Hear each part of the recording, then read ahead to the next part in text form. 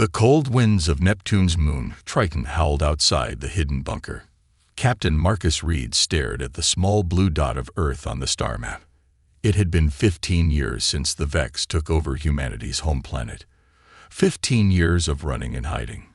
"Captain, you need to see this," said Tanya, walking into the command room.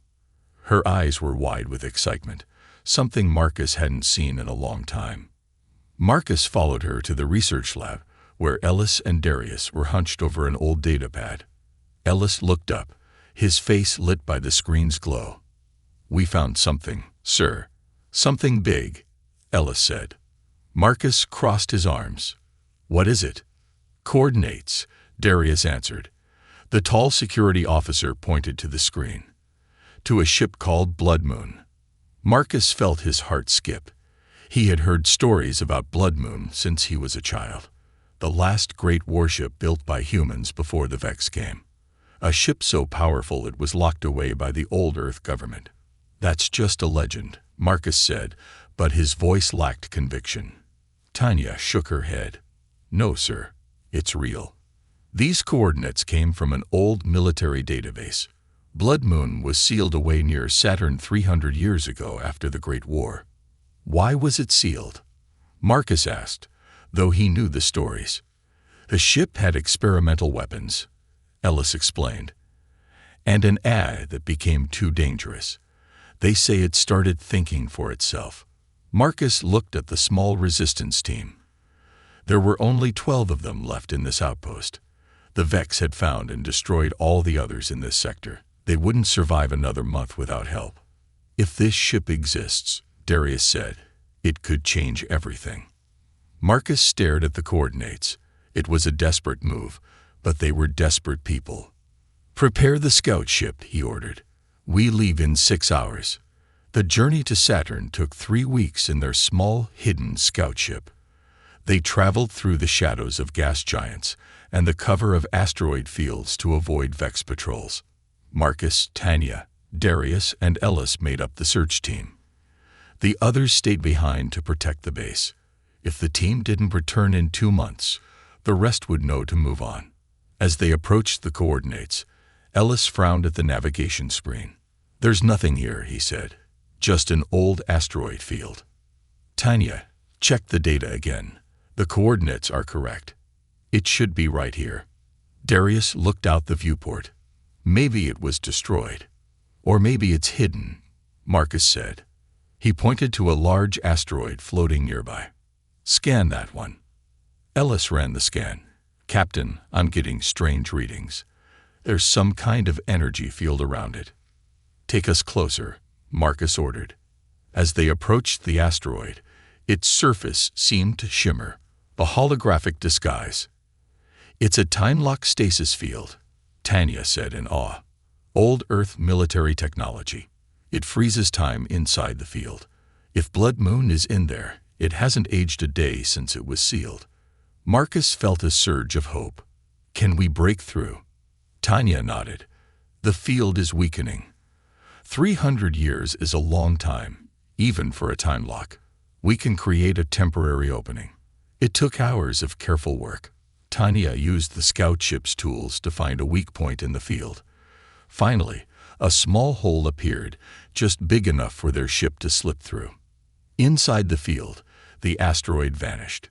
In its place floated a massive warship, dark and silent. It was at least 20 times larger than their scout ship.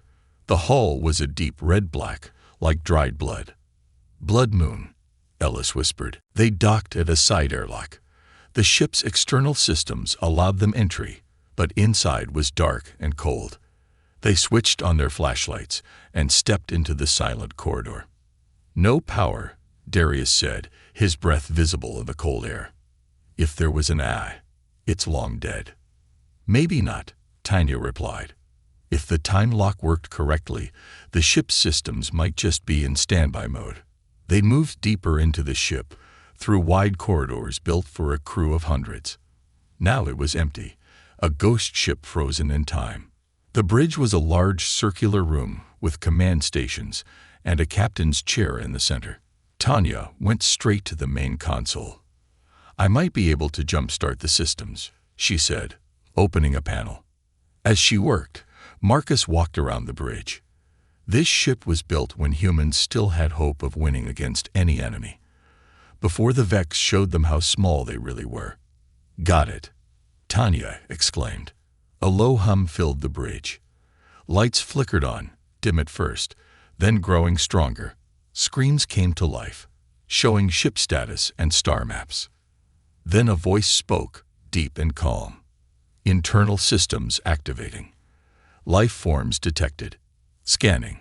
Red light washed over them from ceiling sensors. Human life forms identified. 4 individuals. Authorization required.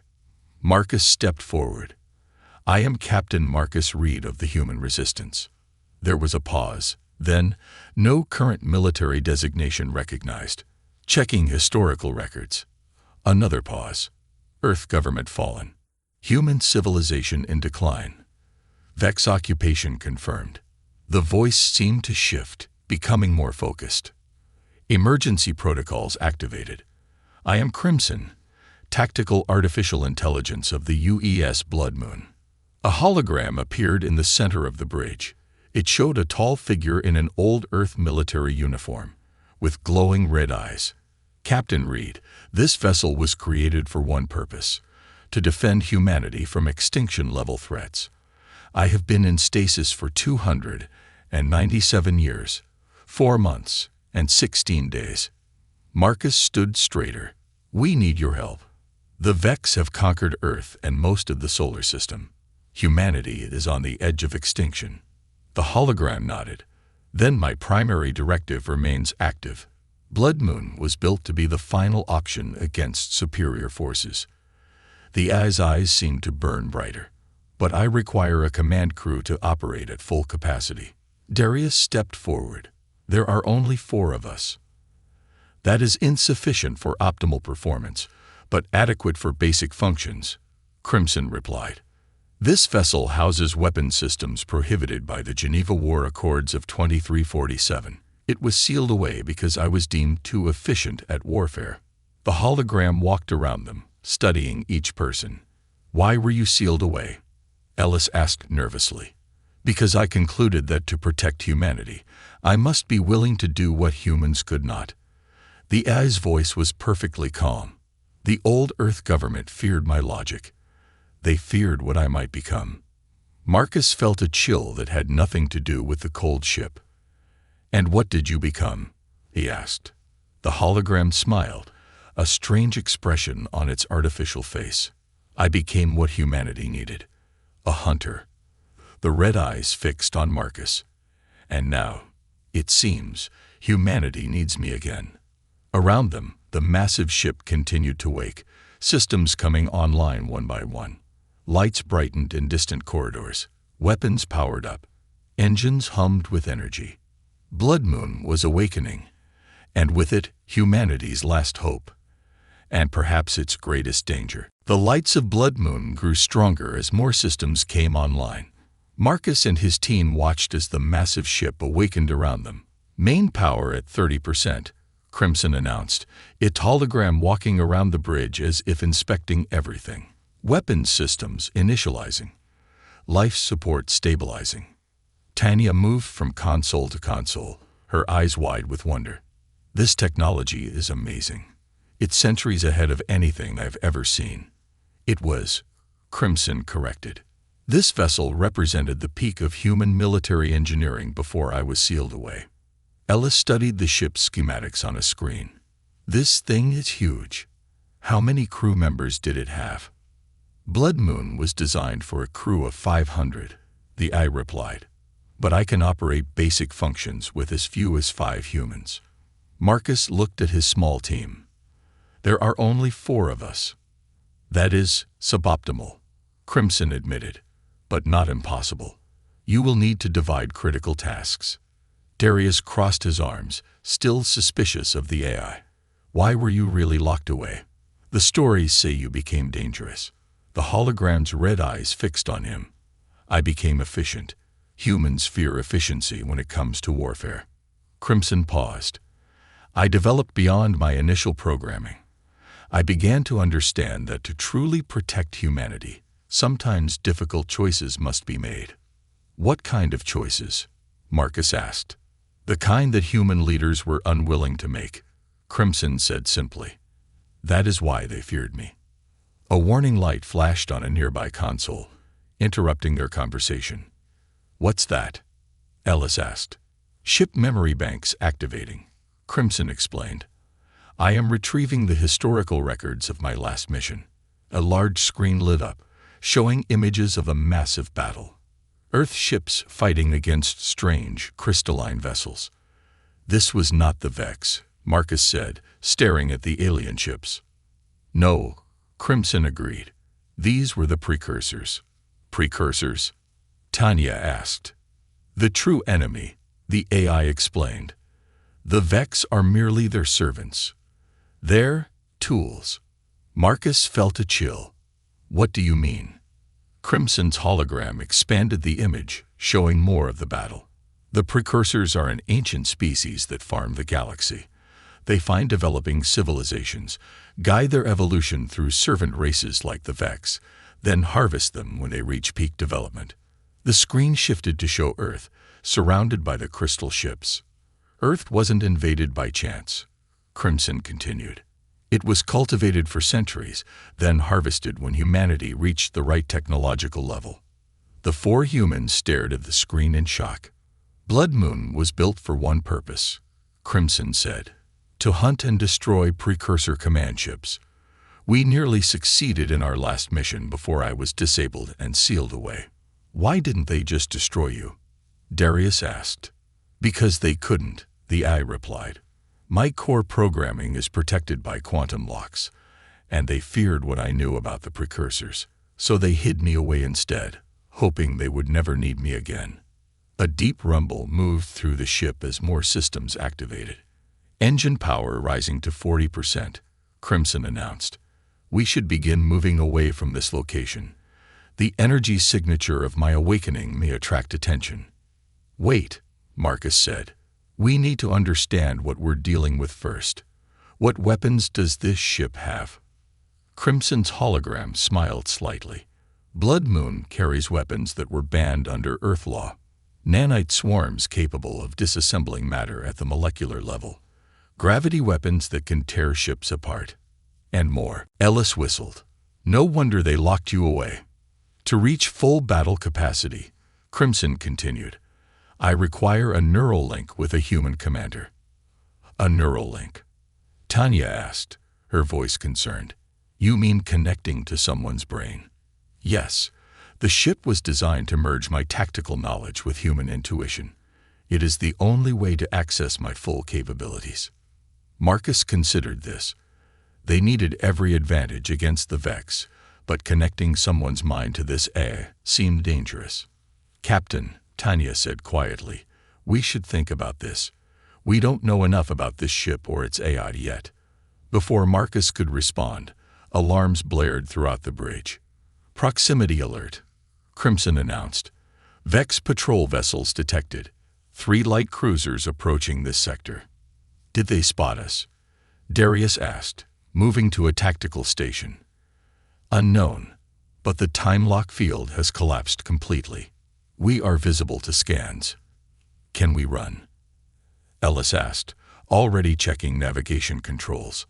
Main engines are not yet at full power, Crimson replied.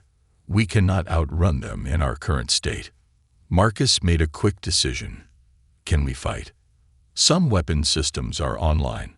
Enough to defend ourselves. Then let's do that, Marcus ordered. Power up whatever weapons you can. Tanya, help with engineering systems. Ellis, navigation. Darius, tactical. Everyone moved to their stations. Screens lit up with targeting data as Crimson directed power to the weapons arrays. Vex patrol changing course, Darius reported. They'd spotted us. They're hailing us, Ellis added. Standard Vex demand to surrender. Marcus stood taller. Ignore it. Crimson, what weapons do we have available? Primary particle lances at 60% capacity. Point defense grid online. Forward shields at 40%. "The Vex are charging weapons," Darius called out. "Target the lead ship," Marcus ordered. "Fire when ready." The bridge hummed with power as Blood Moon's weapon systems activated fully for the first time in 3 centuries. "Firing," Crimson announced calmly. Outside, brilliant red beams shot from the warship, cutting through space. The first hit the lead Vex cruiser dead center. Instead of exploding, the alien ship seemed to fold in on itself, crushed by unseen forces. The other 2 Vex ships immediately opened fire. The bridge shook as their shots hit Blood Moon's shields. "Shield holding," Crimson reported. "Recharging main weapons." "What was that?" Tanya asked in awe. "That wasn't just a laser weapon. Gravitational collapse beam," Crimson explained. "It creates a momentary singularity within the target." Blood Moon fired again, catching the second Vex ship. It twisted grotesquely before breaking apart. The third ship immediately turned to flee. "Should we pursue?" Darius asked. "No," Marcus decided. "We're not ready yet. Let it go." As the Vex ship disappeared, everyone on the bridge took a moment to process what they had just seen. Blood Moon's power, even at partial capacity, was unlike anything they had witnessed before. "Captain," Crimson said, breaking the silence, "that ship will report our position. We must make a decision now about our next action." Marcus looked at the tactical display, then at his team. "I'll do it," he said finally. "The neural link. If we're going to have any chance against the Vex and these precursors, we need this ship at full power." "Marcus, wait," Tanya said, concern clear in her voice. "We don't know what that will do to you." "There is risk," Crimson admitted. "The neural connection is intimate. You will share consciousness with me, but it will allow us to operate as one entity in battle."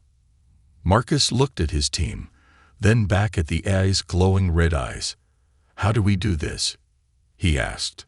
"The command chair," Crimson replied. "It contains the neural interface." Marcus walked to the captain's chair and sat down. Metal bands emerged from the armrests, connecting to his wrists. A thin circlet descended from above the chair, settling on his head. "Are you sure about this?" Ellis asked. Marcus nodded. "We don't have a choice. We need every advantage we can get." "Beginning neural link," Crimson announced. "Please remain calm, Captain." The bridge seemed to fade away as Marcus felt a cold presence enter his mind. Images flashed before his eyes. Battles, stars, alien worlds. Centuries of knowledge pouring into his consciousness. And something else. A truth about the precursors that had been hidden away with Blood Moon.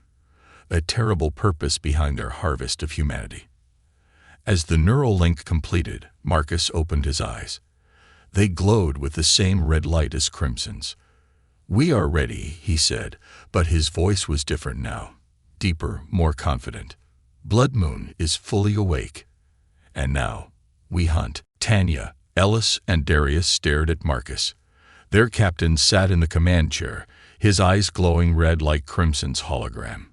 His face was calm, but different somehow. More focused, less human. "Marcus?" Tanya asked carefully. "Are you okay?" Marcus turned to her. When he spoke, his voice had an odd echo to it, as if 2 voices were speaking together. "We are functioning at optimal levels," he said. Then he blinked, and some of the strangeness faded. "I'm still me, Tanya, but I can also access Crimson's knowledge now. It's overwhelming." "What do you mean?" Ellis asked. Marcus stood from the command chair. The neural interface circlet remained on his head, glowing softly. "I can see everything the ship sees. I know what Crimson knows." He looked at the main view screen, which showed the stars outside. "And I know what we have to do." The ship hummed with new energy as more systems came fully online. Lights brightened throughout the bridge. "The Vex are not our real enemy," Marcus continued. "They're tools, created by the precursors to prepare planets for harvest." "You mentioned that before," Darius said. "But what does that mean? What harvest?" Marcus walked to the main console and touched it. Images appeared on the screen, humans in strange pods, being studied, changed. The precursors collect species with useful genetic traits, he explained. They seed planets, wait for life to evolve, then harvest what they need. They've been doing this for millions of years across thousands of galaxies. And what do they want from humans? Tanya asked, her voice quiet. Our adaptability. Our creativity. Marcus looked at his team. Humans can survive almost anywhere. We can think in ways no other species can. The precursors want those traits for themselves. How do you know all this? Ellis asked. Blood Moon was built to hunt precursors. Its memory banks contain everything humanity learned about them before the fall. Marcus turned to a star map. And I know where to find them. The map zoomed in on Jupiter. A flashing point appeared near the gas giant. In 3 days, there will be a celestial alignment. The precursors call it the Blood Moon. That's where this ship got its name. During this alignment, they open portals to transfer their harvests. A real harvest, Darius said, understanding. They're going to take the humans they've collected. Marcus nodded. We have 3 days to prepare. Blood Moon needs to be at full power by then. What's the plan? Ellis asked. First, we need to test the ship's capabilities. Then we need to gather more crew. Marcus looked at each of them. And we need to save as many humans as we can before the harvest begins. Blood Moon moved through space with surprising speed for such a large vessel. Its engines left a trail of red energy that quickly faded, making it difficult to track. On the bridge, Marcus stood before a tactical display showing a Vex processing station orbiting Mars.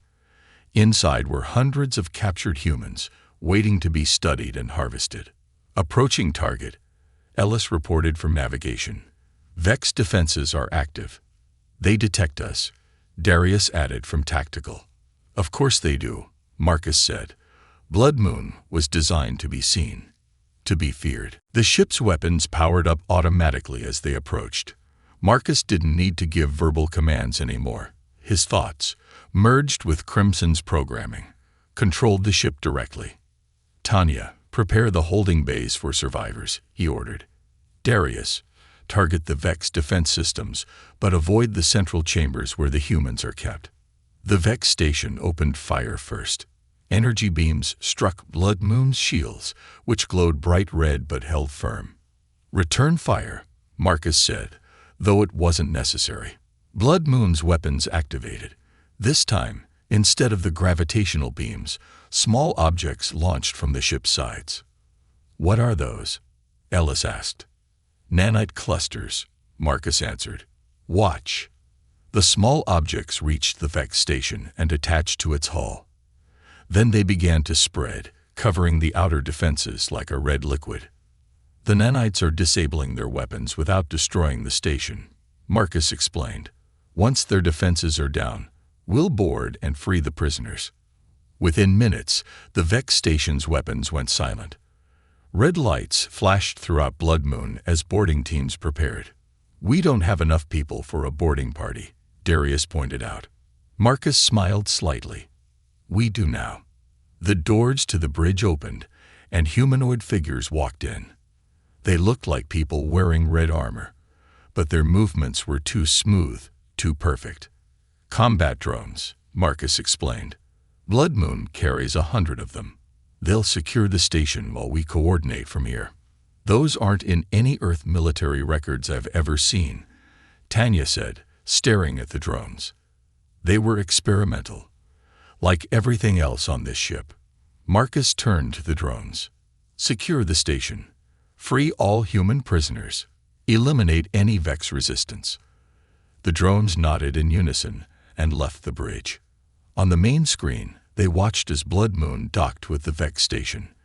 The drones moved through the alien corridors with mechanical precision, disabling Vex guards and breaking open human holding cells. They're efficient, Darius noted, watching the drones work. Too efficient, Tanya muttered. I'm starting to understand why this ship was locked away. Within an hour, The drones returned with the freed prisoners, nearly 300 humans. Most were thin and scared, but alive. They would need medical attention and food, but they were safe now. "This is just the beginning," Marcus said, looking at the rescued humans on the screen. "There are more processing stations throughout the system." "We should focus on the precursors," Darius argued. "If what you say is true, we only have 3 days until they arrive. We should prepare to fight them directly." "We need more crew to operate Blood Moon at full capacity," Marcus countered. "And every human we save is one less for the precursors to harvest." Ellis studied the star map. "There's another processing station near Venus. We could reach it in 6 hours." "Set course," Marcus ordered. As Blood Moon moved away from Mars, Tanya approached Marcus privately. "I'm worried about you," she said quietly. "You're different since the neural link." Marcus looked at her, his eyes still glowing faintly red. "I'm still me, Tanya. But I understand things now that I didn't before." He looked out at the stars. "The precursors have been hunting us for centuries. Now it's our turn to hunt them. Just don't lose yourself in this," she warned. "We need Marcus Reed, not just Crimson's weapon." Marcus nodded, but said nothing more. In his mind, he could feel the ship's systems, the vast knowledge of Crimson, and a growing sense of purpose. The neural link was changing him, but he still had enough of himself to know their mission was right. As Blood Moon accelerated toward Venus, its weapons and engines glowed bright red against the blackness of space. The hunt had begun. In 2 days, they would face the true enemy at Jupiter, and they would be ready. The next day, Blood Moon floated near Jupiter's orbit. The massive warship had freed 2 more Vex processing stations, rescuing over 700 humans. The rescued people were shocked to see the legendary ship, many having heard only stories about it. On the bridge, Marcus stood before the main view screen, watching Jupiter's swirling storms. His eyes glowed redder now, and the neural interface circlet seemed to have sunk deeper into his skin. "Marcus," Tanya said, approaching carefully, "we need to talk." He turned to her, his face oddly calm. "What is it?" "The medical team reports that 50 of the rescued people have combat experience. We've added them to the crew rotation." "Good. We need a minimum of 60 crew members to operate the primary systems efficiently." Tanya frowned. It was becoming harder to tell when Marcus was speaking and when it was Crimson talking through him. "There's something else," she said. "I've been studying the ship's records. There's information that was hidden, even from Crimson's main database." This caught Marcus's attention. "Show me." In the ship's data center, Tanya pulled up old files on a secure terminal. "I found these in a locked portion of the memory banks," she explained. "They're records from Blood Moon's designer." The screen showed an older man in an Earth military uniform. The recording was damaged, with parts missing. "If you're watching this, Blood Moon has been reactivated," the man said. "My name is Admiral Thomas Reed. I designed this ship as our last defense against the precursors." Marcus stepped closer to the screen. "Reed, that's my family name." The recording continued damaged sections, cutting out parts of the message. Not random targets. Humans were selected, unique genetic markers that, ideal for precursor experimentation. "Crimson contains my consciousness, digitized before death. Only way to ensure." Blood Moon was built using reverse-engineered, precursor technology. Final weapon against. The recording ended abruptly. Marcus stood silently, processing what they had heard. "You're related to Blood Moon's creator," Tanya said quietly. "That can't be coincidence." "No," Marcus agreed. "Nothing about this ship is coincidence." Suddenly, Marcus gasped and grabbed his head. He fell to his knees, eyes closed tightly. "Marcus." Tanya knelt beside him. "What's happening?" When he opened his eyes again, they flashed between his normal color and Crimson's red. "I remembered," he said, his voice strained. "Not my memories. Crimson's. Admiral Reed's." "What do you remember?" "The last battle. Marcus stood shakily. Blood Moon almost destroyed a precursor vessel before it was disabled. They nearly succeeded. Back on the bridge, Ellis was monitoring the space around Jupiter. "Captain, we're detecting unusual energy readings near the Great Red Spot," he reported as Marcus and Tanya returned. Marcus moved to his command chair. "Show me." The screen shifted to show Jupiter's famous storm. Energy readings spiked around its edges. "It's starting," Marcus said. "The alignment will be complete in 24 hours. Is that where the precursors will appear?" Darius asked from Tactical. "Yes. They use natural phenomena as anchor points for their portals. The red spot is perfect, a stable storm system that's existed for centuries." The rescued humans who had joined the crew worked at various stations around the bridge. One of them, a woman named Mira, who had been a science officer before the Vex invasion, studied the readings carefully. "These energy patterns match what we detected before the Vex first arrived," she said. "We didn't understand what they meant then." "Now we do," Marcus replied. "And we're ready for them this time." Ellis looked concerned. "Are we? Even with the additional crew, we're still one ship against who knows how many precursor vessels." "Blood Moon was designed for this specific battle," Marcus said confidently. Then his expression changed, growing distant. "I need to show you something." He led the core team to a sealed door deep in the ship that none of them had accessed before. The door opened at his approach, revealing a large chamber filled with strange equipment. "What is this?" Tanya asked, looking around. "The true heart of Blood Moon," Marcus answered. "This technology was built using precursor science, turned against them." In the center of the room was a pulsing red crystal, larger than a person, suspended in an energy field. "The Crimson Heart," Marcus explained. "It powers the ship's most advanced weapons. It's also what makes the neural link possible." "What is it made of?" Ellis asked, staring at the crystal. "Precursor essence," Marcus said. "Extracted from a damaged ship they recovered 300 years ago." Darius looked alarmed. "You mean we're using alien technology?" "The very aliens we're fighting." "Fighting fire with fire," Marcus replied. "Humans couldn't match precursor technology, so Admiral Reed found a way to use it against them." The crystal pulsed faster as Marcus approached it. The neural circlet on his head glowed in response. "There's more," Marcus said, his voice growing quieter. "Admiral Reed didn't just create Crimson as an AI. He uploaded his consciousness into it. That's why the ship was locked away. The Earth government feared an AI with human consciousness. So when you connected to Crimson," Tanya began, "I connected to what remains of Admiral Thomas Reed, my ancestor." Marcus touched the crystal gently. "That's why the neural link worked so well. We share DNA." A sudden alarm blared throughout the ship. Everyone rushed back to the bridge, where Mira was monitoring the sensors. "Energy spike near Jupiter," she reported. "Something's coming through early." The main screen showed a small tear in space near the red spot. A ship emerged, sleek and crystalline, glowing with strange light. "Precursor scout vessel," Marcus identified immediately. "They're checking if it's safe before bringing a harvester through." "What do we do?" Ellis asked.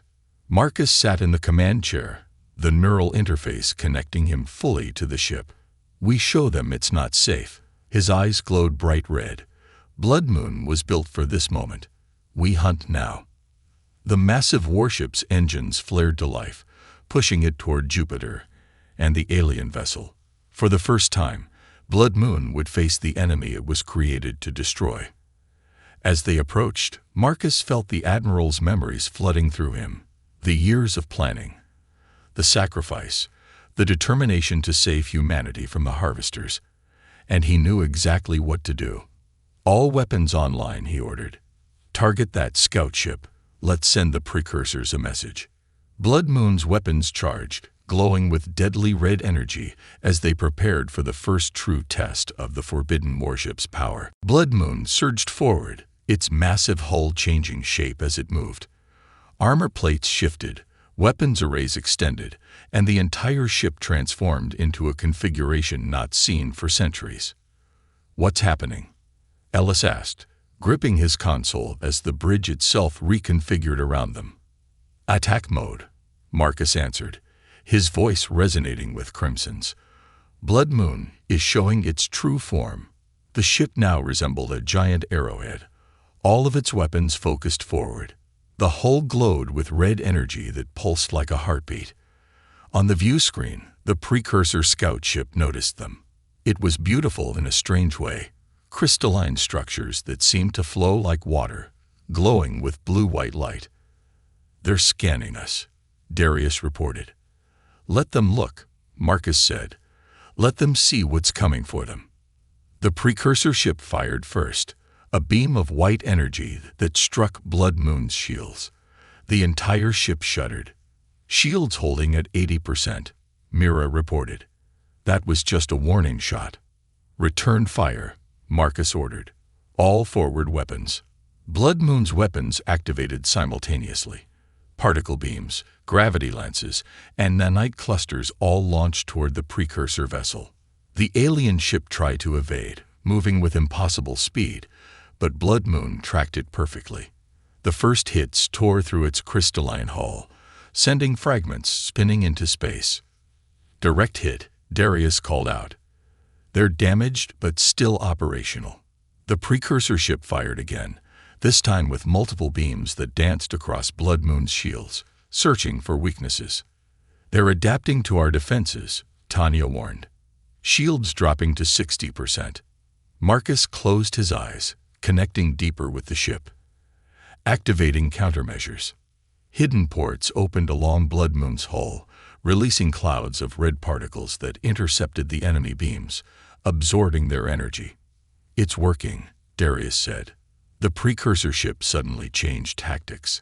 Instead of firing again, it sent a signal, a complex pattern of light and energy. "They're calling for help," Marcus realized. He turned to his crew. "We need to destroy it before reinforcements arrive." "All weapons recharging," Darius reported. "Ready in 30 seconds." But the precursor ship didn't wait. It accelerated toward Jupiter's atmosphere, trying to escape. "Don't let it get away," Marcus ordered. Blood Moon pursued, engines burning bright red. Both ships spiraled around Jupiter's massive form, a dance of predator and prey. "We're catching up," Ellis said. "Fire when ready," Marcus commanded. Blood Moon launched another barrage, this time focusing all energy on a single point. The concentrated attack pierced the alien ship's center. For a moment, nothing happened. Then the crystalline vessel cracked apart, exploding in a flash of blue-white light. A cheer went up across the bridge. The first victory against the precursors in 300 years. But their celebration was short-lived. Alarms blared as sensors detected a massive energy surge near Jupiter's red spot. "It's happening," Marcus said grimly.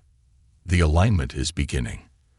On the view screen, space itself seemed to tear open, creating a portal larger than any they had seen before. Through it came a vessel that dwarfed even Blood Moon, a city-sized harvester ship, its crystalline surface reflecting Jupiter's storms. "My God," Tanya whispered. "It's enormous." Around the harvester, smaller Vex ships appeared, forming a protective formation. "Scan that harvester," Marcus ordered. Mira worked her console rapidly. "Captain, I'm detecting millions of life signs aboard." "Human life signs." "The harvest," Darius said. "All the humans they've been collecting." Marcus stood from his command chair, the neural interface glowing bright red. "This is what Blood Moon was built for," he said. "This moment, this battle." He turned to his crew. "Blood Moon cannot defeat that harvester with conventional attacks. We need to use the Crimson Protocol." "What's the Crimson Protocol?" Ellis asked. "The final weapon," Marcus answered. "But first, we need more information." He looked at Tanya. "Launch a stealth probe. We need to confirm those life signs." The small probe detached from Blood Moon, cloaked in technology that hid it from precursor sensors. It approached the massive harvester, sending back images of what was inside. The bridge crew watched in horror as the screen showed endless rows of stasis pods, each containing a human. Men, women, children, millions of them, harvested from Earth and colonies throughout the solar system. They're alive, Tanya confirmed, in some kind of suspended animation. Marcus studied the images carefully. The harvester is preparing to take them through the portal, back to precursor space. Can we save them? Ellis asked. That's what we're going to do, Marcus replied. He addressed the entire crew through the ship's communication system. All personnel, prepare for final battle protocols. He turned to his core team. Tanya, Ellis, Darius, you need to evacuate on the scout ship. What? Darius protested. We're not leaving. The Crimson Protocol requires the sacrifice of Blood Moon, Marcus explained. Someone needs to survive to tell humanity what happened here. There has to be another way, Tanya argued. There isn't. Marcus's eyes glowed brighter. I've seen every possibility through Crimson's tactical systems. This is the only way to save those people. Before they could argue further, Blood Moon accelerated toward the harvester. The Vex ships moved to intercept, firing a barrage of energy weapons. All shields forward, Marcus ordered. Divert all power to engines and the Crimson Heart. Blood Moon plowed through the Vex formation, taking hits but not slowing. Its weapons fired automatically, destroying anything in its path. In the heart of the ship, the red crystal pulsed faster, energy building to impossible levels. You need to go now, Marcus told his friends. The scout ship is ready in docking bay 3. Marcus, Tanya began. This isn't just my choice, he said, his voice softening briefly. It's Admiral Reed's final mission. His consciousness has been waiting 300 years for this moment. He looked at each of them. Tell humanity what happened here. Tell them we fought back. With reluctance, Tanya, Ellis, and Darius left the bridge. Other crew members remained at their posts, some by choice, others because they were needed to complete the mission. As the scout ship detached from Blood Moon, Marcus initiated the final protocol. The ship began to change again, this time breaking apart into billions of nanite weapons. The Crimson Tide. The harvester detected the threat too late. The nanites attached to its hull, burrowing deep into its systems, disrupting its portal generators. More nanites rescued the humans in stasis, transferring them to safety in small escape pods that launched away from the battle. Marcus felt himself dissolving along with the ship, his consciousness merging fully with Crimson and Admiral Reed. Together, they guided the Crimson Tide to the harvester's power core. For humanity, he whispered as the final sequence began. The explosion was visible across the solar system, a red nova that consumed both Blood Moon and the harvester. The portal collapsed, cutting off the precursor's path to Earth. The remaining Vex ships, suddenly disconnected from their masters, drifted aimlessly. From the scout ship, Tanya, Ellis, and Darius watched the red light fade. He did it, Ellis said quietly. They both did, Tanya corrected. Marcus and his ancestor. As they turned the scout ship toward Earth, Darius noticed something on the sensor display. Look, he said, pointing to a small red dot moving among the stars. What is it? Ellis asked. I don't know, Darius replied. But it's moving with purpose. Tanya smiled slightly. The hunt continues. In the vast darkness of space, a small red light moved away from Jupiter, following an ancient trail only it could see. Not quite a ship, not quite human, but something in between. Blood Moon's hunt was not over. It had only just begun. The control room buzzed with activity as technicians watched their screens with worry. Captain James Walker stood with his hands clasped behind his back, eyes locked on the main display. The UES Spectre, humanity's most advanced warship, hung in space like a dark shadow against the stars. Warp tests starting in 30 seconds, Captain, said a young officer nearby. James nodded but said nothing. His brother Thomas was on that ship. As the commander of the Spectre, Thomas had insisted on leading the first real test of the experimental warp drive. Now James watched from Fleet Command's monitoring station, his stomach tight with worry. 20 seconds. The Spectre was special, not just because it carried his brother, but because it held humanity's newest secret weapon. The ship could hide in plain sight, its hull covered in materials that bent light and sensor readings around it. This stealth technology might finally give humans an edge against the Arcturus Dominion, the alien empire that had pushed mankind to the edge of defeat. 10 seconds. James leaned forward. "Thomas, are you ready?" he asked through the comm. His brother's voice came back clear. "All systems green. We're making history today, James." 5, 4, 3. James held his breath. 2, 1. On the screen, the Spectre's engines flared bright blue. The ship seemed to stretch for a moment, like a rubber band being pulled. Then a flash of light filled the display. And the Spectre was gone. "Warp successful," someone called out. Cheers started to rise around the room. James didn't join them. Something felt wrong. "Where's the exit point?" he demanded. The cheers died down as technicians checked their readings. "Sir, we don't have confirmation of re-entry." James felt cold. "What do you mean? Where's the ship?" "Unknown, sir. It's not appearing at the planned coordinates." For the next 3 hours, James watched as Fleet Command sent ships to search the area. They found nothing. No debris. No sign of the Spectre or its crew of 37 people. His brother was simply gone. 3 years later, James Walker now had an office at Fleet Command.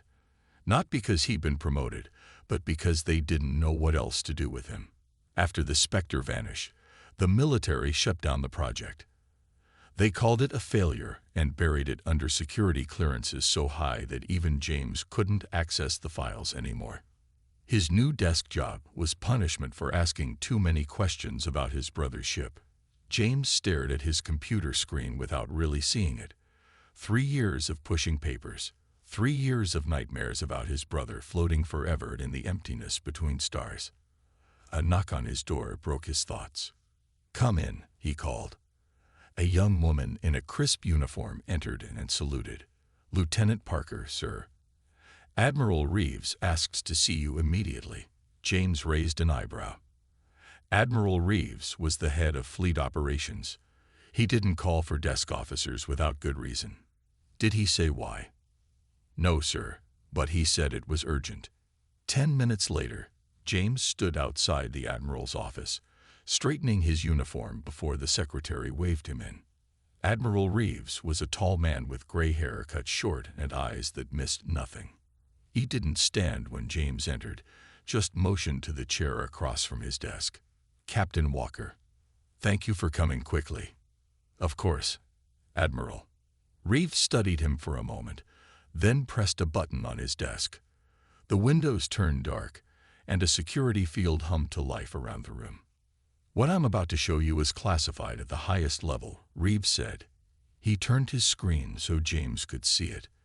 The video was grainy and dark. It showed a battle in space, human ships fighting against the angular vessels of the Arcturus Dominion.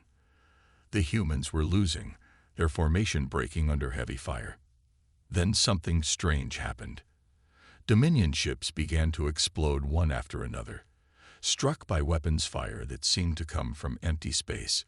James leaned closer.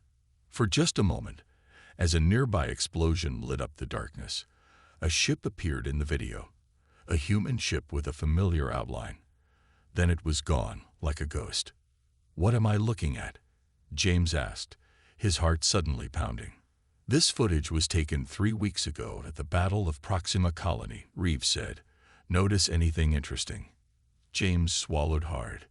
"That ship, it looked like the Spectre." Reeves nodded. "That's what our analysts think too. But the Spectre was lost 3 years ago. Could it be another stealth ship? Maybe they continued the program secretly." "No. All stealth projects were shut down after the Spectre disappeared. There are no other ships like it in our fleet." James stared at the frozen image. Then what is it? Reeves sighed. We don't know. But this isn't the first sighting. He brought up more videos, all showing the same thing. A battle going badly for human forces, then the mysterious ship appearing from nowhere, attacking Dominion vessels, and vanishing again. It only targets the enemy, Reeves said, never attacks our ships. In fact, he showed one final video. This is from last week. Colony on New Eden. The Dominion was about to overrun it when our ghost ship appeared and destroyed their entire attack force. James felt a spark of hope for the first time in years. It could be them. It could be the Spectre. Maybe. But that's not the strangest part. Reeves pointed to the screen again. Look at the attack pattern. The way it strikes from blind spots, then circles back. James recognized it immediately. That's Thomas's strategy. He developed it at the academy. Exactly. Reeves leaned back in his chair. Captain Walker, I need someone to find this ship. Someone who won't broadcast what they're doing. Someone who might recognize patterns that others would miss. You're giving me a ship. James couldn't hide his surprise. The UES Horizon. Small, fast frigate. Good sensors. Officially, you'll be running patrol duty along the outer colonies. And unofficially, find our ghost ship, determine if it's the Spectre. And if it is, Reeves's eyes were hard. Find out where it's been for 3 years, and why it's back now. James stood straighter. When do I leave? Tomorrow. Pick your crew carefully. You'll need people who can keep secrets. As James turned to leave, Reeves called after him. One more thing, Captain. Sir, if it is your brother out there, remember your duty to Fleet Command. James nodded stiffly and left the office, his mind racing. After 3 years of desk duty and nightmares, he finally had a mission. He was going to find the ghost ship. And if it was Thomas, if his brother had somehow survived out there all this time, James was going to bring him home. No matter what Fleet Command wanted. The UES Horizon cut through space, its engines humming with power. Captain James Walker stood on the bridge, watching the stars streak by as they traveled at high speed.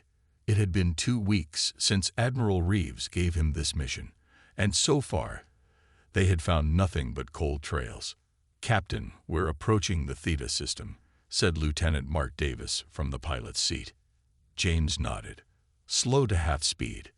Lieutenant Hayes, start your scans. Anna Hayes was the best sensor specialist in the fleet. James had specifically requested her for this mission. She had a gift for finding things that didn't want to be found.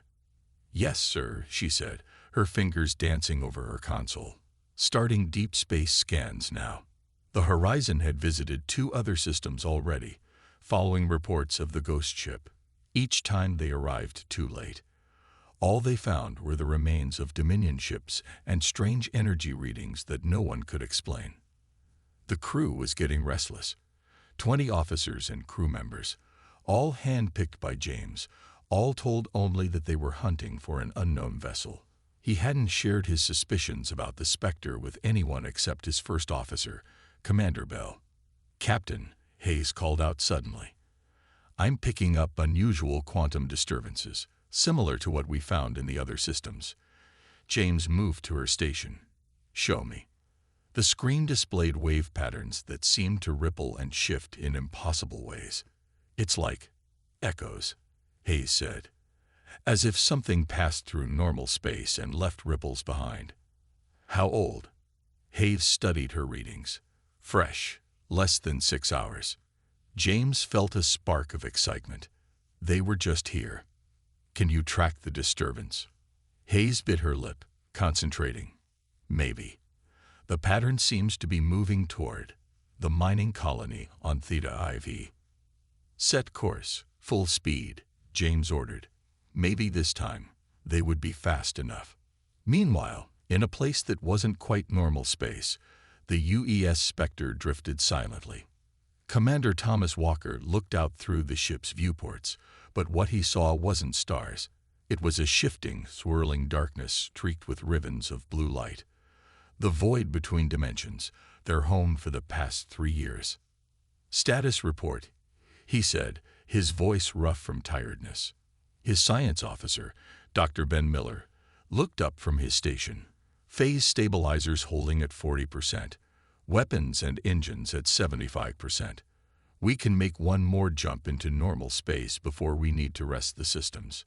Thomas nodded. The Spectre and its crew existed in a nightmare state.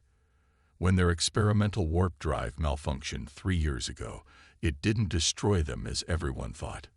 Instead, it trapped them in a partial phase shift, caught between normal space and somewhere else.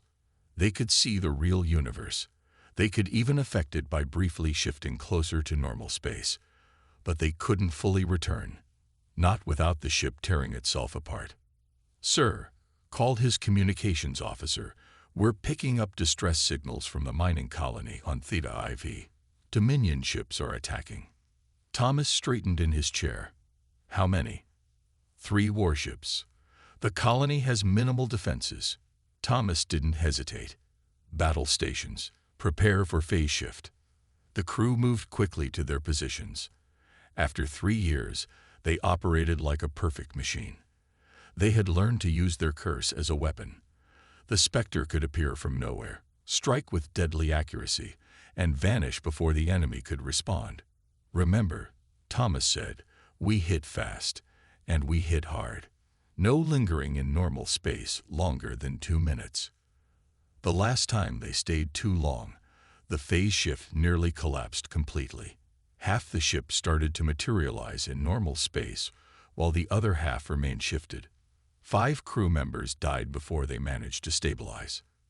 Phase shift in 3, 2, 1. The swirling void outside the viewports faded, replaced by the black of space dotted with stars. The colony of Theta IV appeared ahead, a cluster of lights on a small moon.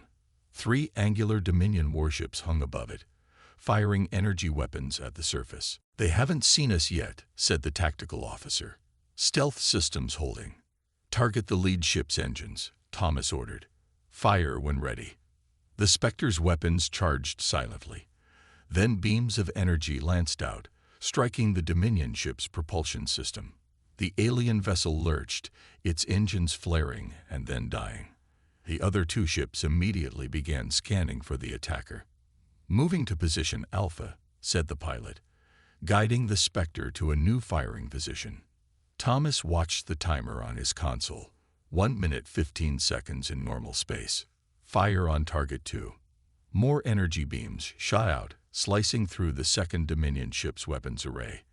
It spun wildly, disabled but not destroyed. "Sir," the science officer called, "I'm detecting a human ship entering the system. Fast frigate, UES classification." Thomas felt a strange jolt. "Fleet sent help." "That's unusual." 30 seconds left in normal space, warned the tactical officer. "Target the 3rd ship's bridge and fire." The Spectre's weapons struck with perfect accuracy. The last Dominion ship went dark, drifting harmlessly away from the colony. 10 seconds, called the science officer. "Sir, the human ship is hailing all frequencies. They're asking for the Spectre by name." Thomas froze. "What?" "Phase shift failing," warned the tactical officer. "We need to go now." Thomas wanted to stay, to find out who knew they existed, but the ship was already shuddering around them. "Return to void," he ordered reluctantly. The stars began to fade as the phase shift pulled them back into the in-between place. The last thing Thomas saw was the human ship growing larger in their viewports, racing toward them as if desperate to make contact. Then they were gone, back to their prison of swirling darkness and blue light. On the bridge of the horizon, James Walker stared at the empty space where, for just a moment, he'd seen a familiar shape. "Did you get a clear scan?" he demanded. Lieutenant Hayes shook her head. "Not completely, sir. But what I did get." She looked up with wide eyes. "It matches the Spectre's configuration. And there's more. The quantum readings suggest the ship isn't fully in our dimension. It's partially phased out of normal space. So that's how they appear and disappear, James whispered. They're trapped between dimensions. Hayes nodded slowly. The crew could still be alive in there, Captain, but I don't know how we could reach them. James stared at the now empty space. We just missed them, he said quietly. Then, with new determination, but we're getting closer. Next time, we'll be ready. He turned to Commander Bell. Send a message to Admiral Reeves. Tell him we've confirmed it's the Spectre, and tell him we need a quantum physicist, the best he can find. For the first time in 3 years, James felt real hope. His brother wasn't dead. He was lost, caught in some kind of dimensional trap, and James was going to find a way to bring him home. Dr. Eliza Morgan was not what James had expected. The quantum physicist was young, barely 30, with sharp eyes and an even sharper mind. She had arrived on the horizon by special transport just 3 days after James's report to Admiral Reeves. So you're telling me, she said, studying the data on the screen in the ship's conference room, that the Spectre is trapped in a partial phase shift between dimensions. That's our best guess, James replied. Can you help us reach them? Dr. Morgan frowned. Maybe. But first I need to understand exactly what happened to them. Before she could continue, the ship's alarm blared. Commander Bell's voice came over the speaker. Captain, to the bridge. Emergency. James and Dr. Morgan rushed to the bridge. The main screen showed a message from Fleet Command. Priority 1. The shipyards at Arcturus Base are under attack, Bell explained. Massive Dominion fleet. They came out of nowhere. James felt cold. Arcturus Base was humanity's primary shipyard. If it fell, the war could be lost in a single day. How far are we? He asked. 2 hours at maximum speed. Set course immediately. As the horizon changed direction, Lieutenant Hayes looked up from her console. Sir, Arcturus Base is where they built the Spectre. James nodded slowly. My brother will know that too. The void around the Spectre seemed darker than usual. Thomas stared at the readings on his console with growing alarm. Confirm this, he ordered. His tactical officer nodded grimly. Confirmed, sir. The Dominion has launched a surprise attack on Arcturus Base. 4 dreadnoughts, 12 cruisers, and at least 30 smaller vessels. Thomas stood up. How did they gather such a force without our intelligence detecting it? Unknown, sir, but the base defenses won't hold against those numbers. The science officer spoke up. Sir, Arcturus Base is. I know what it is, Thomas cut him off. It's where we were built, and it's the heart of the fleet's shipbuilding capacity. The crew fell silent, all thinking the same thing. If Arcturus Base fell, humanity might lose the war. Thomas made his decision. Prepare for phase shift. All power to weapons and engines. Sir, the science officer protested. Our systems haven't fully recovered from the last shift. If we push them now. I know the risks, Doctor, Thomas said quietly. But if we don't act, there might not be a humanity to return to. No one argued further. They prepared the ship, each person silently accepting what might be their final mission. Phase shift in 3, 2, 1. The battle at Arcturus Base was already lost when the horizon arrived. The massive Dominion fleet had broken through the outer defenses and was closing on the shipyards. The few remaining human ships fought bravely, but they were hopelessly outnumbered. Take us in, James ordered. Target the nearest cruiser. Sir, Commander Bell said quietly, there are too many. We can't make a difference. James knew Bell was right, but he couldn't just watch. We have to try. All weapons ready. Before the horizon could fire, a Dominion cruiser near the center of their formation suddenly exploded. Then another, and another. What's happening? James demanded. Lieutenant Hayes leaned forward over her sensors. Sir, it's them. The Spectre is here. The ghost ship was barely visible, a shimmer in space that moved with impossible speed. It fired from point-blank range, its weapons tearing through Dominion ships before they could respond. They're drawing the enemy's fire away from the base, Commander Bell said with awe. James watched the battle unfold. He recognized his brother's tactics, striking at the heart of the enemy formation, creating confusion. But something was wrong. The Spectre's movements were becoming erratic. Occasionally, parts of the ship would flicker into full visibility before fading again. Their phase shift is destabilizing, Dr. Morgan said, studying Hayes's sensor readings. They're pushing their systems too hard. James made a decision. Lieutenant Hayes, can you set up a signal on an oscillating frequency? I want to try something. What kind of frequency, sir? James gave her a specific pattern of numbers. Hayes looked confused but entered them into her console. What are you doing? Dr. Morgan asked. When we were kids, James explained, my brother and I made up a code to send messages to each other. If he's really on that ship, he'll recognize it. Hayes activated the signal. It pulsed outward, a simple pattern repeating over and over in the chaos of battle. On the bridge of the Spectre, alarms were blaring. The phase shift was failing, systems overloading throughout the ship. We can't maintain this much longer, the science officer warned. 2 minutes at most before catastrophic failure. Thomas gripped his chair as the ship shuddered around him. They had destroyed 3 dreadnoughts and 7 cruisers, but it wasn't enough. The Dominion forces were still too strong. Sir, the communications officer called out suddenly. I'm picking up a strange signal. It's not a standard fleet pattern. Ignore it, Thomas ordered. Focus on. But sir, it's... The officer paused, listening to the signal through his headset. His eyes widened. Sir, it's coming from that human frigate, the one that tried to contact us before. And it's in Morse code. Old Earth Morse code. Thomas froze. What does it say? The officer listened. It's just repeating the same thing. 3 to 7 9 to 2 1 to 8. Thomas felt as if all the air had left his lungs. 3 to 7 9 to 2 1 to 8. The numbers he and James had used as children when they wanted to verify a message truly came from one another. It's my brother, he whispered. For a moment, the hopelessness of their situation lifted. James was out there, looking for him, trying to help. Sir, what should we do? His tactical officer asked. Thomas straightened. Adjust our phase harmonics to match that signal's frequency. Let them see us clearly, just for a moment.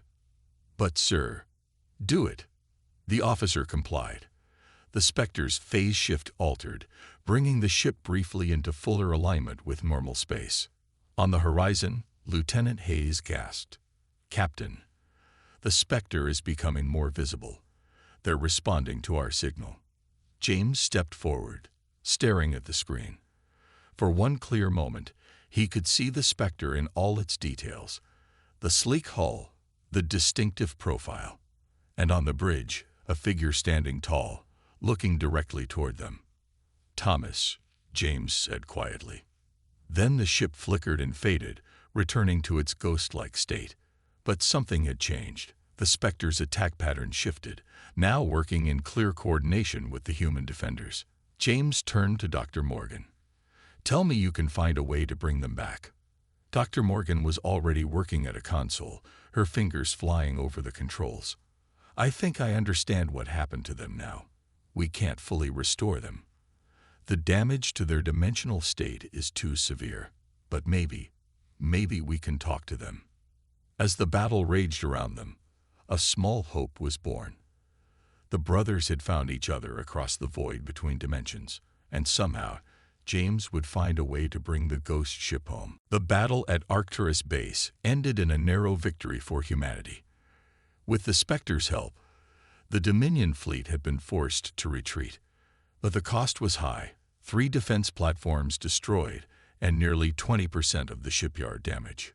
On the horizon, James met with Admiral Reeves via secure communication. The Admiral's hologram stood in the ship's conference room, his face grim. So it's true, Reeves said after hearing James's report. The Spectre survived, and your brother is still commanding it. Yes, sir, James replied. but they're trapped in some kind of dimensional shift. Dr. Morgan is working on a way to communicate with them. Reeves was silent for a moment. Walker, there's something you should know. Intelligence reports suggest the Dominion has taken a special interest in your ghost ship. They've formed a hunter-killer group specifically to trap it. James felt cold. Who's leading it? Commander Krell. The name hung in the air like a threat. Krell was infamous among human forces, a brilliant tactician known for his ruthlessness. He had destroyed more human ships than any other Dominion commander. "Give me everything you have on Krell's movements," James said, "and I need more resources for Dr. Morgan's work." Reeves nodded. "You'll have it. But Walker, be careful. There are people in Fleet Command who see the Spectre as a weapon, not as a ship with a crew to be rescued." After the call ended, James went to find Dr. Morgan. She had converted a small lab on the horizon into her workspace, filling it with equipment rushed from Fleet Command. "Any progress?" he asked. Dr. Morgan looked up from her calculations. "Yes, actually. I think I've figured out what happened to them." She pointed to a complex diagram on her screen. When their warp drive malfunctioned, it didn't just move them through space. It shifted them partially into another dimension, a parallel space that overlaps with ours. "Can we get them back?" Morgan hesitated. "Not completely, no. They've been in this state too long. The ship and its crew have become integrated with this dimensional space. Pulling them fully back would kill them." James's hope dimmed. "So they're trapped forever?" "I didn't say that," Morgan replied. "We can't bring them home. But we might be able to establish stable communication, maybe even help them control their shifts between dimensions." Before James could respond, Lieutenant Hayes's voice came over the speakers. "Captain to the bridge, urgent." When James arrived, Hayes was bent over her console. "Sir, we're picking up a distress call from the research station on Vega Prime. They're under attack." "Dominion forces?" "Yes, sir. And the attack pattern matches Commander Krell's known tactics." James's jaw tightened. "He's trying to draw out the Spectre." "Set course for Vega Prime. Maximum speed." In the void between dimensions, the Spectre drifted while its crew made repairs. The battle at Arcturus Base had pushed their systems to the breaking point. They needed time to recover. Thomas sat in his quarters, staring at an old photo of himself and James. His brother had found him. After 3 years thinking they were forgotten, help was finally coming. The intercom buzzed. "Commander," his first officer said, "we're detecting the Dominion attack at Vega Prime. Research station under heavy fire." Thomas frowned. "That's odd. Vega Prime isn't strategically valuable." "No, sir, but the station is working on phase shift technology, similar to our own drive system." Thomas understood immediately. "It's a trap. They're trying to draw us out."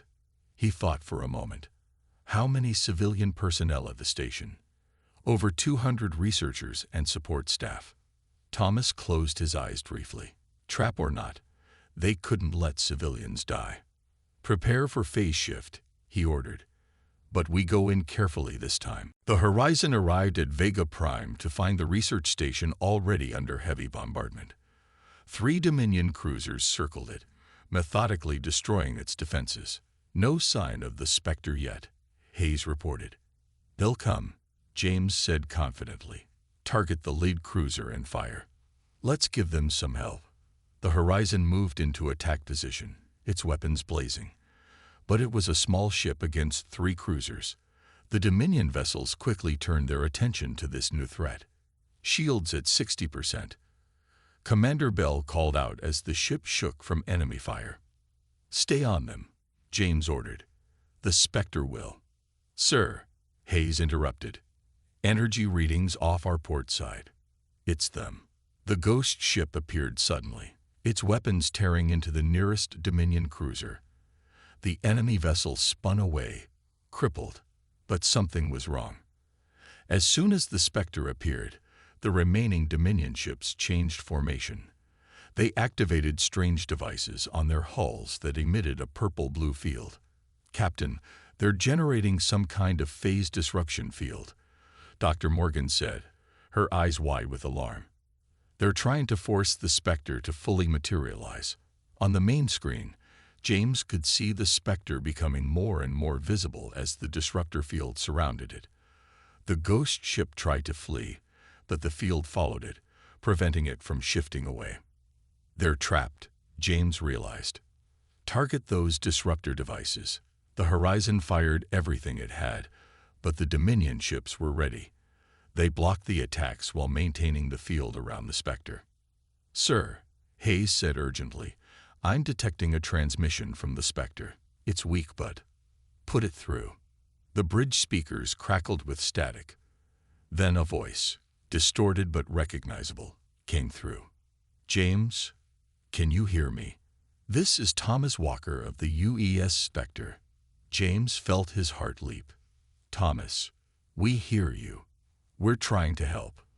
"Listen carefully," Thomas's voice said through the static.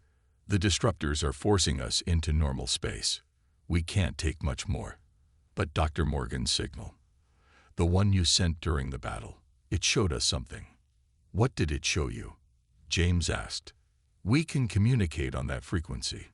It matches our phase state somehow."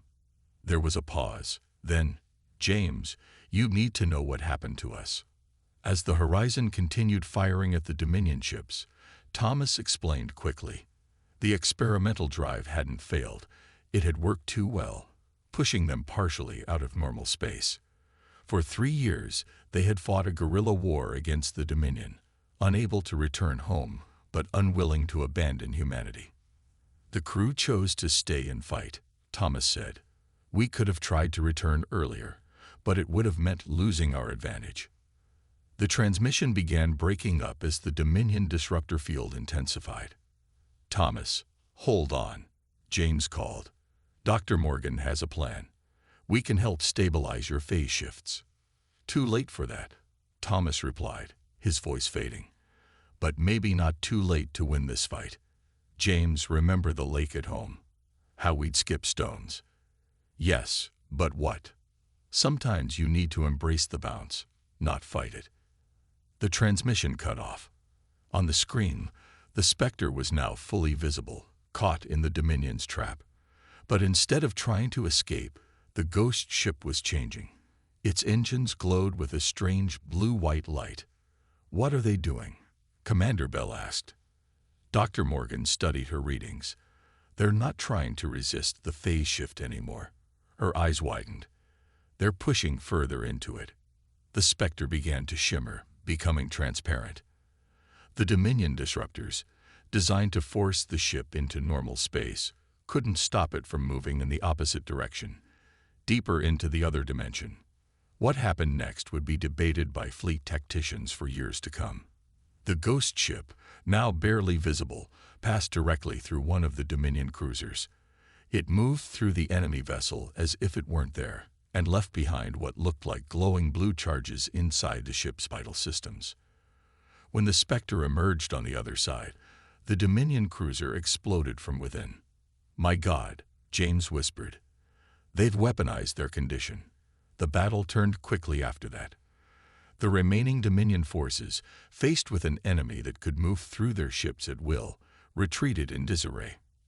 And the Spectre, still shimmering at the edge of visibility, hung in space near the horizon. 2 brother ships reunited across the void between dimensions. 2 weeks after the battle at Vega Prime, the Horizon and the Spectre drifted side by side in deep space, far from any star system. Between them, they had created a unique communication system, allowing the brothers to talk regularly despite the dimensional barrier. "How's it feel to be famous?" James asked with a smile. Thomas's hologram flickered slightly in the Horizon's conference room. "Famous? Is that what we are now? The ghost ship that saved Arcturus Base. The phantom vessel that can move through enemy ships. Yes, you're the talk of the fleet." Thomas shook his head. "We just did what we had to do." During these past 2 weeks, Dr. Morgan had worked tirelessly with the Spectre's science team. They had made real progress in understanding the ship's unique state. "They can't come home," Morgan explained to Admiral Reeves when he visited the horizon. But they can control their shifts between dimensions now. They can appear in normal space for up to 1 hour before needing to return to the void. Reeves nodded slowly. And this new ability, moving through solid objects. It's dangerous, Morgan said. Each time they do it, they risk destabilizing their phase state completely. But yes, they can pass through solid matter when they push deeper into the shift. The Admiral was silent for a long moment. Fleet Command has made a decision, he said finally. The Spectre and its crew are being officially recognized as a special unit. Their mission: continue what they've been doing. Hit the Dominion where they least expect it. James frowned. So you're just going to leave them trapped in that in-between place forever? It's not what any of us wanted, Reeves said quietly. But according to Dr. Morgan, it's the only way they can survive now. Later, when James told Thomas about the decision, his brother simply nodded. We knew this was coming, Thomas said. And honestly, James, we've made peace with it. This is our life now. At least we're making a difference. James wished he could reach across the void and grasp his brother's shoulder. Instead, he simply said, "You're doing more than making a difference. You're changing the course of the war." Commander Krell stood before the Dominion High Command, his tall, angular form rigid with anger. The human ghost ship cannot be allowed to continue operating, he said. It has destroyed 12 of our vessels in the past month alone. None of them even had time to send a distress signal. The Supreme Commander, the highest authority in the Dominion military, leaned forward. Your disruptor technology failed. Krell, what do you propose now? Krell's yellow eyes narrowed. The humans have found a way to communicate with their ghost ship. They must have a link, a frequency they use. Find that link, and we can track them. And then what?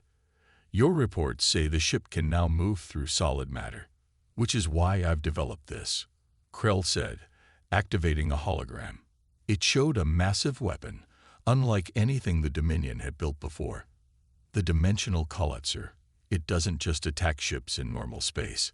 It creates a field that collapses all dimensional states into one. The Supreme Commander studied the weapon. Will it work? There's only one way to find out, Krell replied. But first, we need to find their communication frequency. 1 month later, the Horizon was escorting a supply convoy when they received a strange message from Fleet Command.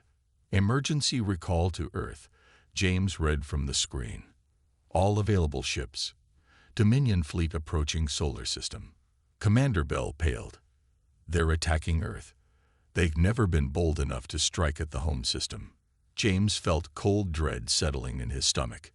Set course immediately, and send a message to the Spectre on our secure channel.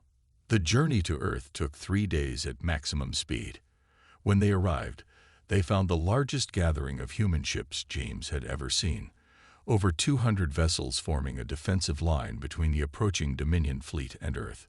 The Spectre was already there, waiting at the edge of the battle formation, a shimmer against the blackness of space. Status report, James called as the Horizon took its position. Dominion fleet approaching from the outer system, came the reply. 47 ships, including something huge at their center. Long-range scans can't identify it. James opened a channel to the Spectre. Thomas, are you seeing this? We see it, his brother replied. Something's not right, James. Why attack with only 47 ships? They must know they're outnumbered. Before James could respond, Lieutenant Hayes called out from her station. Sir, I'm detecting unusual energy readings from the large ship at the center of their formation. It's targeting our communications frequency. Dr. Morgan, who had remained aboard the Horizon to continue her research, rushed to the bridge. They've found our link to the Spectre, she said. They're using it to. A blinding flash of energy erupted from the massive ship at the center of the Dominion fleet. It wasn't directed at the human battle line, but at the space where the Spectre shimmered. Thomas, James shouted, get out of there. But it was too late. The energy beam struck the area around the ghost ship, creating a strange distortion in space. The Spectre became fully visible, trapped in what looked like a bubble of warped reality. "What is that?" Commander Bell asked in horror. "A dimensional collapser," Dr. Morgan said, her voice barely above a whisper. "It's forcing all dimensional states to merge. The Spectre can't phase shift away." On the main screen, James watched as the Dominion fleet began to advance, focusing their fire on the now vulnerable ghost ship. "All ships, protect the Spectre," James ordered. The human fleet moved forward, engaging the enemy. But Thomas had other ideas. "James," his voice came through, distorted by the dimensional field around his ship. "Listen to me. We can't escape this trap. But maybe we can use it." "What are you talking about?" "The collapser is merging all dimensional states. That goes both ways." Suddenly James understood. "You're going to push even deeper into the shift." "All the way," Thomas confirmed. "If we can't escape, we'll go through." Right into the heart of their fleet. The battle raged around them as the Spectre began to glow with an intense blue light. The ship was straining against the dimensional collapser, not trying to escape it, but using it to push to an extreme state never attempted before. "It's working," Dr. Morgan said in amazement. "They're reaching a state of quantum superposition, existing in multiple places at once." On the screen, the Spectre began to multiply. Ghost images of the ship appeared throughout the Dominion fleet, each one semi-transparent but deadly. The original ship remained trapped in the collapser field, but these echoes moved freely. The Dominion fleet fell into chaos as ghost versions of the Spectre attacked from within their formation. Ships exploded one after another as the phantom vessels passed through them, leaving destruction in their wake. At the center of the enemy fleet, the dimensional collapser began to overload, unable to contain the Spectre's extreme phase shift.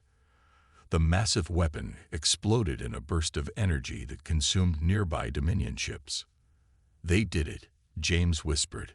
When the light faded and the battle ended, the remaining Dominion ships were fleeing. The human fleet had won a decisive victory, but of the Spectre there was no sign. "Thomas," James called over their communication channel. "Thomas, respond." Silence answered him. For 3 days, they searched the battlefield, looking for any trace of the ghost ship. James refused to give up, even when Fleet Command ordered the Horizon to return to Earth. Then, on the 4th day, as the Horizon made one final sweep of the area, Lieutenant Hayes straightened at her console. "Sir, I'm picking up a signal. It's faint, but it's them." At the very edge of their sensor range, a familiar shimmer appeared. The Spectre, damaged but intact, phased partially into normal space. "Thomas," James called hopefully. Static answered him at first. Then, "James, can you hear me?" The bridge erupted in cheers. Thomas explained that the extreme phase shift had sent them far beyond the void they normally inhabited. It had taken days to find their way back to normal space. "But we found something out there," Thomas added. "There are more dimensions than we ever imagined, James. And in one of them, we discovered how to control our shifts completely." "You mean we can come home now?" "Not permanently. We still need to return to the void to rest. But we can visit. We can touch normal space again." 2 weeks later, in orbit around Earth, the crew of the Spectre stepped onto solid ground for the first time in over 3 years. They stayed for only an hour before they had to return to their ship and the void between dimensions. But it was enough. They were no longer lost. They were no longer just a ghost warship that shouldn't exist. They were heroes. They were family. And they had found their way home.